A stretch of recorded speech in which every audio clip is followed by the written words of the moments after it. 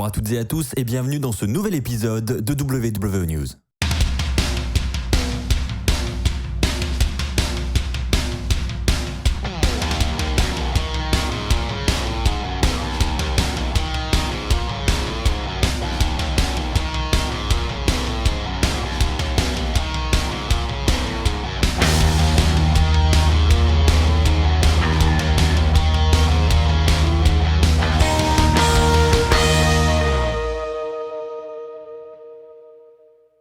Bonjour à toutes et à tous, c'est Axel, on se retrouve pour un nouvel épisode de WWE News avec encore une fois un gros programme pour cette émission. Je vais dans un premier temps parler avec vous de Brock Lesnar et de ses prochaines apparitions à la WWE.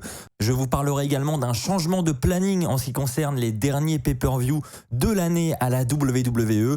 Je vous parlerai également de Omos et de AJ Styles, on a quelques news en ce qui concerne ce duo. Et enfin pour terminer, je vous parlerai également de The Rock et de ce qu'il en est de son apparition qui était de base prévue pour les Survivor Series et pour le prochain WrestleMania. Les amis, commençons par parler de Brock Lesnar. On le sait, il doit affronter Roman Reigns lors du prochain pay-per-view Crown Jewel. Ce sera la semaine prochaine sur le WWE Network.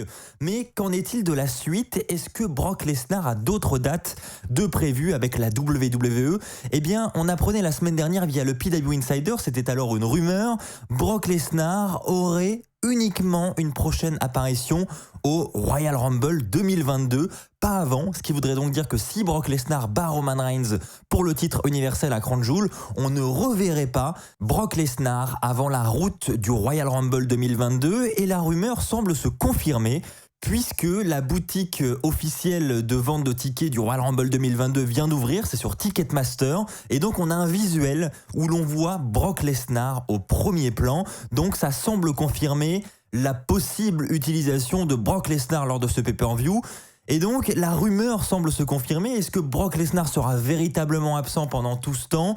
On sait comment Brock Lesnar a l'habitude de travailler avec la WWE, donc ça semble plutôt cohérent. Et donc, effectivement, après cette apparition à Crown Jewel, il semblerait qu'on ne reverrait Brock Lesnar que lors du pay-per-view du mois de janvier, à savoir le Royal Rumble. Eh bien écoutez, puisqu'on est dans le domaine des pay-per-view, on va continuer dans cette lancée et c'est certainement une news qui risque de décevoir beaucoup de gens, moi le premier. On va parler du pay-per-view TLC. Vous le savez, c'est un pay-per-view qu'on avait l'habitude d'avoir à la WWE depuis 2009. Ça allait faire plus de 11 ans qu'on avait ce pay-per-view. Eh bien sachez que la WWE aurait pris la décision de retirer ce pay-per-view de son calendrier du mois de décembre.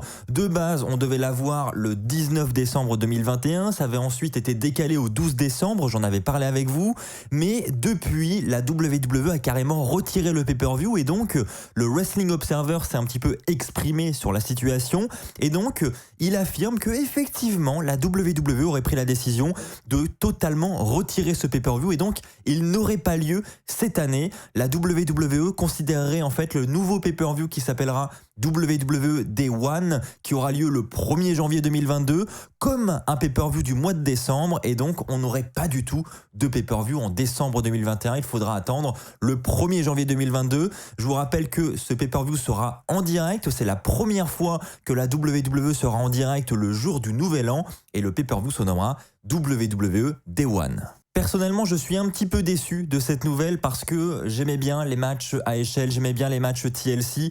Donc je trouve ça un petit peu dommage de retirer ce pay-per-view. Maintenant, tout comme pour le Hell in a Cell match entre Edge et Rollins, si on retire les pay-per-view à thème pour avoir une stipulation qui est imposée lors d'un match lorsque c'est vraiment nécessaire, eh bien moi je trouve que c'est une bonne chose. Donc si on peut avoir des TLC matchs parsemés un petit peu dans chaque pay-per-view plutôt que d'avoir un pay-per-view dédié, ça peut vraiment être bon aussi, ça peut nous amener de belles rivalités et des belles fins de rivalité.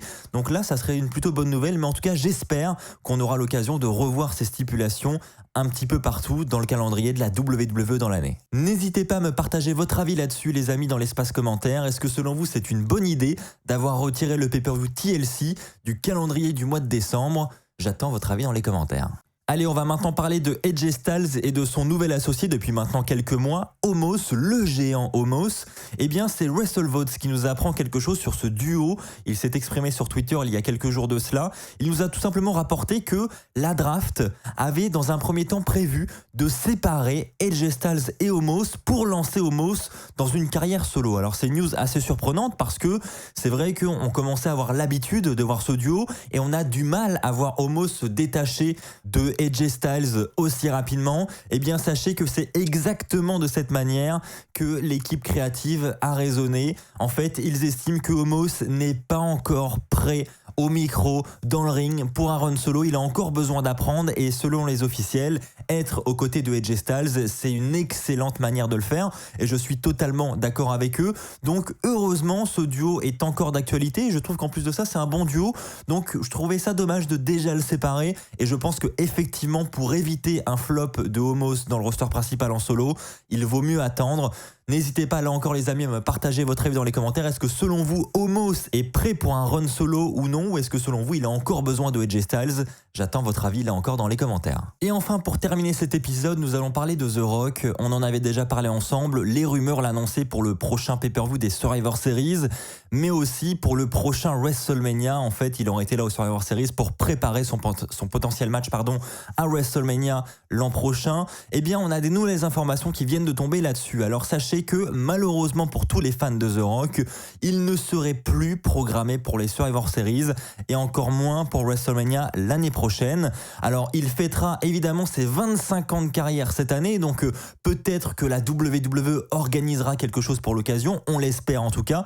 Ça ferait vraiment plaisir de le voir ou même d'avoir un clip commémoratif de ses 25 ans de carrière.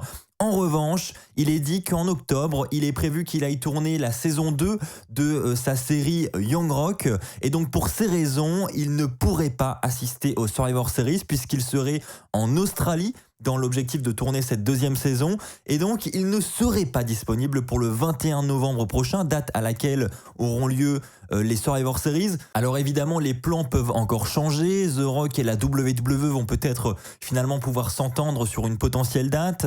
Bref, il y a encore des chances, même si elles sont minces, elles sont encore présentes. Donc évidemment les amis, si les plans viennent à changer dans les semaines qui arrivent, si j'ai d'autres informations à vous rapporter sur un potentiel retour dans les rings de The Rock, eh bien je vous en informerai dans un épisode de WWE News. Je vous rappelle que le prochain WrestleMania aura lieu du côté du Texas et c'est seulement en 2023 que WrestleMania ira du côté de la Californie sur le thème d'Hollywood et donc peut-être que la WWE attendra ce WrestleMania et cette occasion spéciale pour amener un retour de The Rock, un retour qui serait plus que symbolique avec ce thème d'Hollywood pour cette édition de WrestleMania. Voilà les amis, c'est ainsi que s'achève cet épisode de WWE News. J'espère que vous avez trouvé toutes les infos dont vous aviez besoin. On se retrouve très prochainement pour de nouvelles vidéos sur WWE Fan France. D'ici là, comme d'habitude, portez-vous bien, n'oubliez pas le pouce bleu, n'oubliez pas de vous abonner et surtout, n'oubliez pas de toujours être très très fier d'être fan de catch. Allez, bye tout le monde.